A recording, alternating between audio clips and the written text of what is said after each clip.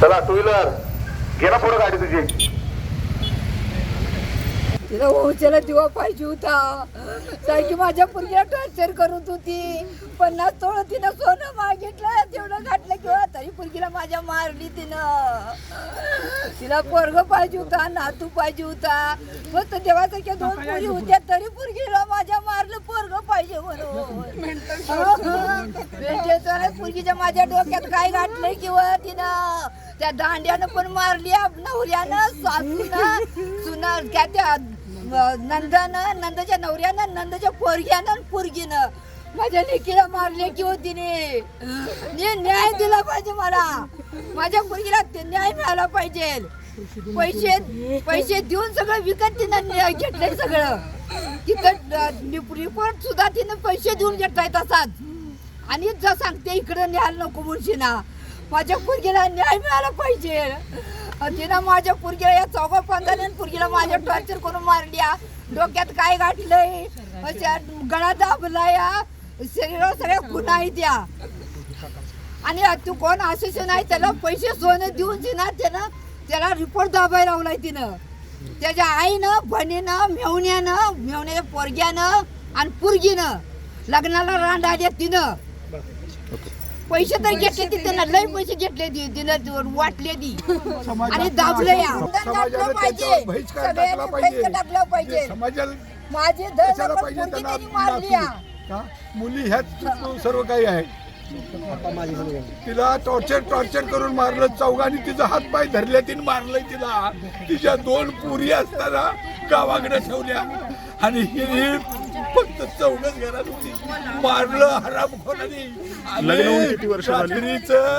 बाहेर निघाली, गाडी घेऊन पळून गेली. लग्न होऊन किती वर्ष झाली? लग्न होऊन 17 वर्ष झाली. 17 वर्ष तिला लय टॉर्चर केले. 50 तोळ सोनं मागितलं तिला 50 तोळ आमच्या हवाले केले पाहिजे. त्यात तिनेला 14-15 मारणार आहे आणि आम्हाला न्याय मिळाला पाहिजे. ठीक आहे. अजिबात पाठवून देत 14 वर्षात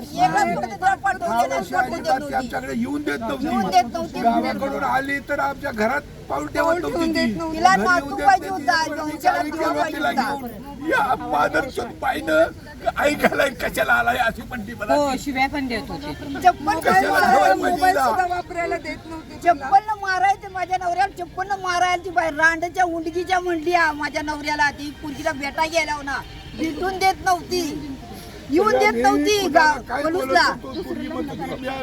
आणि दुसरं लग्न कधीला माझ्या मारल्या. डोक्यात काय घातलं, टॉर्चर लय केलंय. ठीक आहे. My Bua deserved dignity, safety and justice. Instead, she faced continuous pressure and harassment. Our family is asking for a fair, transparent investigation so the truth can come out. No family should have to go through this pain. We are not here for drama or politics. We are here for justice, accountability and respect for her memory. So we need justice. बोला. मी जिचं आजचं death झालं ती माझी आत्ती आहे. And हे झाल्यापासून like आज ही पॅट्रियार्कल थॉट्स आपल्या सोसायटीमध्ये आजही आहेत. आणि हे इतके एक्सटेंडला वाढलेत की डेथ होत आहे. ते लिटरली लोकांना कळत नाही आहे की मुलगा हवा आहे ह्याच्यासाठी इतके वेडे झालेत की ह्या हद्दपर्यंत जाऊ शकतात. पॅट्रियार्कल ह्याच्यासाठी हे किती हे करू शकतात. हे आत्ताचं नाही आहे. जेव्हापासून तिला 2 मुली आहेत, जेव्हापासून तिची फर्स्ट मुलगी झाली तेव्हापासून तिला टॉर्चर चालू केलं. हे सगळं हे आत्ताचं नाही आहे की मुलगा हवाय मी दुसरं लग्न करणार, हे करणार. तिला तेव्हापासून हरासमेंट करतात. हे सगळं चुकीचं आहे. स्टील जर तुम्ही सगळ्यांनी आम्हाला हेल्प केलं नाही ह्या सगळ्यामध्ये, हिला जर जस्टिस मिळलं नाही तर खूप अवघड आहे ह्या सोसायटीचं. कारण जर आज पण आपल्या सोसायटीमध्ये असे थॉट्स असतील तर आय डोंट नो काय होणार फ्युचरचं. जुनैद आरती ही माझी पत्नी आहे.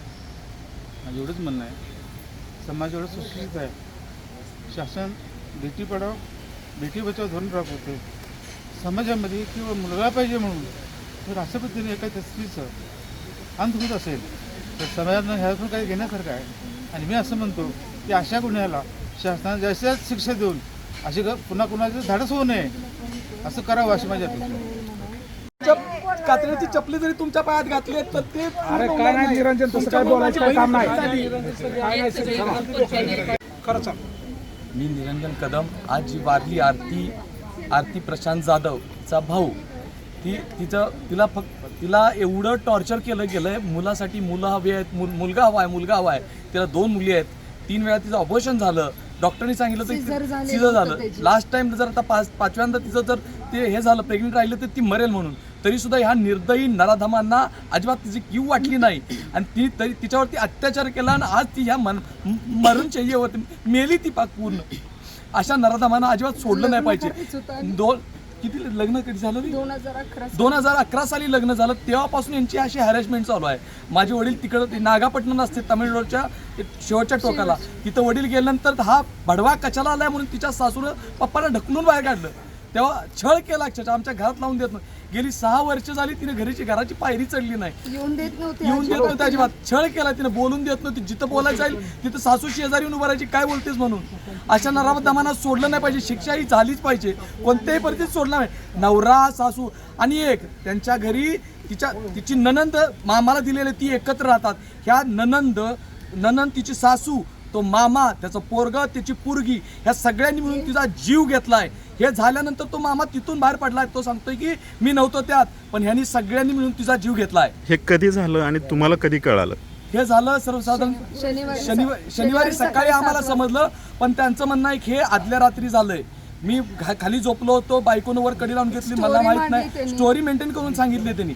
दुसऱ्या दिवशी सकाळी मी गेलो, दरवाजा उघडला नाही, बॅटनं दरवाजा उघडला आणि नंतर बघितलं तरी खाली पडली. पण हे कुठंही आम्हाला ते पटतच नाहीये पूर्णपणे. यांनी मला कॉल अजिबात केला नाही. यांच्या तिथल्या याच्या स्वर्णकार संघटनेच्या अध्यक्षांनी मला 4 वेळा सांगितलं, तुम्ही इकडे येताय का, आम्ही तिकडे विल्हेवाट लावू. आणि त्यांचं नाव अनिल पाटील आणि प्रवीण पाटील हा त्यांच्यात सामील झाला. हा सर्वात 6वा गुन्हेगार आहे. त्याला सुद्धा अद्दल घडली पाहिजे. मला सांगतोय तो की फोन करून की तुम्ही इकडे येताय का, तिचं PM करून तिकडच्या तिकडे तिची विल्हेवाट लावू. अशा सगळ्यांना. पतीचं नाव काय?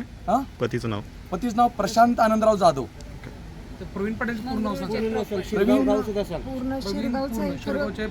प्रवीण पाटील त्याचं पूर्ण नाव माहिती नाही. तो शिरगावचा आहे तो. आणि तोही तो 6वा आरोपी आहे. त्यानंही आम्हाला त्याच्या तिथं आल्यानंतर अजिबात कुठल्याही प्रकारचं त्यात त्यांनी सहकार्य केलं नाही. तिथं अक्षरशः आम्ही बाहेर उभारलो होतो. यांनी सगळं मॅनेज केलंय. आणि आम्हाला न्याय, एक फोन तिच्या जवळ नाही. आम्हाला न्याय हा मिळालाच पाहिजे आहे. आणि त्यासाठी तुम्ही त्यांना किती सोनं घातलं होतं म्हणलं? आम्ही लग्नात तिला 20 तोळे घातलं, पुन्हा 30, आणि आता पुन्हा आणखी त्यांची 50ची मागणी होती. त्यातले 30 दिले, 20 अजून द्यायचे राहिले. तर त्यासाठी सगळे एवढे हॅरेसमेंट. आणि मुलासाठी हुंडा आणि मुलगा ह्या दोन्ही याच्यासाठी झाले. ओके.